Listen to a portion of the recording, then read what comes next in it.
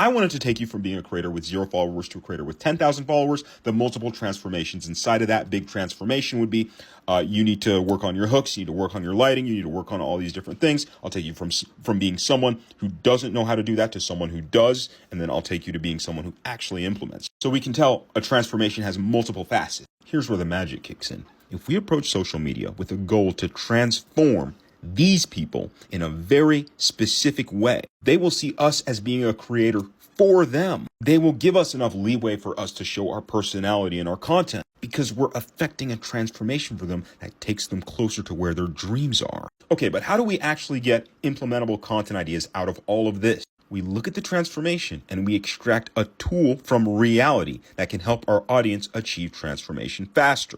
We extract an obstacle that they need to be aware of, or an irrelevant object. We identify it and tell them not to worry about it. In the context of TikTok growth, an irrelevant object would be like hashtag. Don't worry about hashtags. If you're trying to build a brand on social media, just know how they work. A tool for social media growth would be like hooks, for example. Work on the hooks. Work on conveying the meaning of the video through the hook. But most importantly, we need to have fun. You need to be enjoying the process. You need to be doing it because you enjoy it. This is how people fall in love with you. You provide all of this, but having fun, and they'll love you for it. Second, you need to speak to the IRL, the in real life version of your audience that you know. For example, if you have a close friend who fits your target audience, when you are creating content, speak as if you are talking to them. What this does for your audience is it humanizes you and it humanizes them, and it makes them feel like, oh, you're a friend who is helping me out, instead of you just trying to speak to an aggregate of people online who you don't really know. Create to transform. Social media is a reciprocal platform. We have to give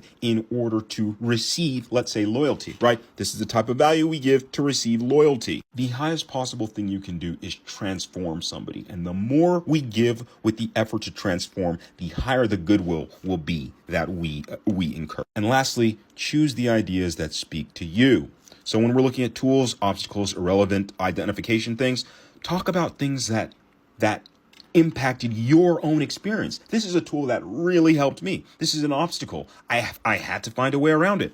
And these topics that you choose from your heart will always hit harder and resonate more with your target audience. If you do these things, your audience will fall in love with you. Here's 3 weird ways for you to get people to fall in love with you just because of the way you talk to the camera. I'm not exaggerating. People are going to look at your content. They are going to fall in love with you. They're going to want to consume every single piece of content you put out. I've never heard these before. They're really good. Make sure to follow me or I'll just float away and you'll never see me again. We've all got this one memory that just absolutely fills us with light. It makes us think, those were the days. That was the time. Before you go to create content, fill your mind with that memory. Take 20 seconds, 30 seconds, 40 seconds. Put yourself right back there in time where you were. When you come out of it, when you go to talk to the camera, you'll notice a palpable difference in the way that you communicate. All right, next tip. You're going to take your script, whatever your content idea is, you're going to practice it. You're going to read it out. You're going to read it. You're going to try to read it casually. You're going to think, if I was going to read this to a little kid, how would it come out? If I was reading it to my grandma, how would it come out? If I was reading it to my best friend, how would I say it? You're going to practice as many different ways to people as you think. You're going to select the one that you love the most, and it's going to go. All right, step 3. You're actually just going to go outside. You're going to go outside, feel the sun, smell the air, take a deep breath, take a bit of a walk, feel some dirt, feel some rocks, get yourself out of the room, out of your own mind. There's something about ceilings and lower ceilings especially that keep us in a grind/work mode. It's great for getting work done, grinding stuff out. There's something about open spaces that just expands our creativity and our creative potential. So if you go outside before you create content, when you come back in, you're going to feel so creative. You're going to feel so energized. You're going to feel happy to get to create content inside. You're going to want to go back outside after you create content. It's hands down one of the best tips I have. Go outside before you create content. You see how I'm smiling right now? Yeah. Do what I just told you.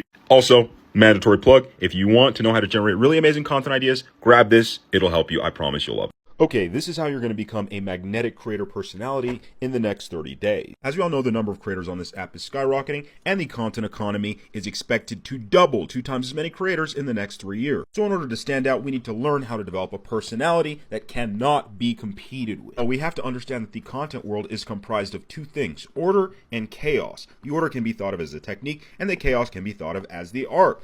Technique might involve things like video hooks, technically correct video hooks, structuring your content correctly for the platform, the production quality, let's say your lighting, the algorithm, like the hashtags, the SEO that you're using, and posting with consistency. If you've been in that how to grow on TikTok space, you know all of this information. So where do we go from here? We have to go to the dark side of the board. We have to lean into the chaos, the art form. And this is where we find things like coming up with incredibly creative ideas, incorporating the belief, the faith that we have in our mission into our content, and then incorporating the relatability we have with the drive from our mission in order to develop a personality that people fall in love with. Now, you're probably thinking, what examples do we have of creators who do this, right? Well, I like to call order creators optimizers. A good optimizer, one of the best optimizer is Mr. Beast. He's got the edits, he's got all the technically correct things in order to keep people watching. We've got Alex and Layla Hormozi, who just have a content machine. They know how to post with consistency. They know how to be on top of, let's say, their video hooks, their content structuring, right? We have Ali Abdaal with his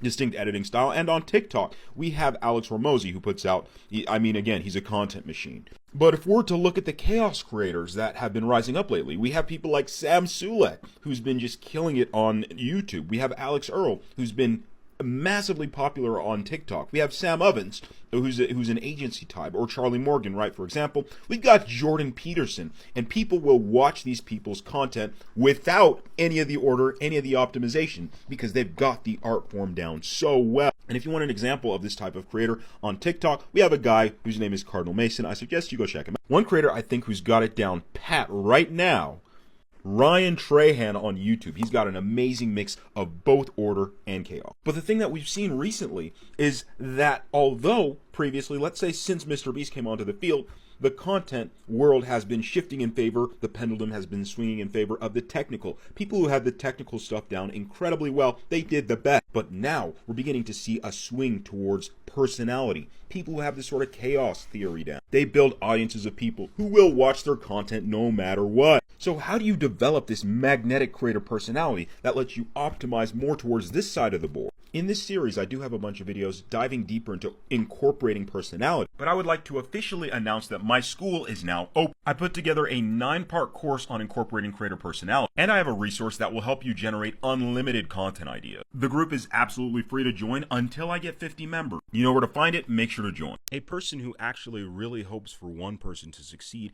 may find themselves actually turned off when the other person communicates their success to them. And this is reflected in the idea people have that the world is still a good enough place to where if you're so good at what you do, you shouldn't have to go around telling everybody about how good you are. I made the mistake in creating content of thinking that my previous success would be the main reason why people would believe in me and follow me on social media. I got 14,000 followers in a week, so this is why you should listen to me. When in reality, I feel like people would have much preferred to see, oh, this guy's really great at creating content. I like the content. Oh, okay, he's kind of got some experience in what he's doing. All right, maybe I'll check him out, follow him. And I feel like what a lot of people were doing at the time, especially people who had business acumen, they were presenting the evidence why people should listen to them and kind of guilting people into listening to their